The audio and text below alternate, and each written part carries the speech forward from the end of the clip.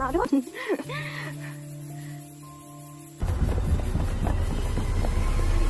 มองอะไรเหรอ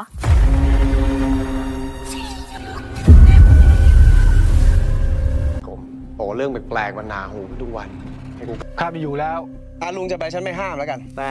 ตอนนั้นน่ะมันมีเด็กป่วยเป็นโรคประหลาดบ่นว่าปวดท้ายวันที่มันตายนะท้องมันบวมเป่งเหมือนจะตั้ง4 วันบรรยากาศบ้านเองมันเหมือนใน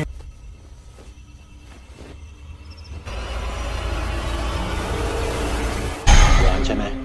เป็นไงบ้างลูก เฮียจ้ะ ลูกแม่เย็น ทำไมจ่าต้องทำหน้าแบบนั้น มีอะไรก็บอกตรงๆ จะได้ ก็อย่าไปทันแล้วถ้าเจอใครที่ไม่รู้จัก ก็อย่าให้มันเข้า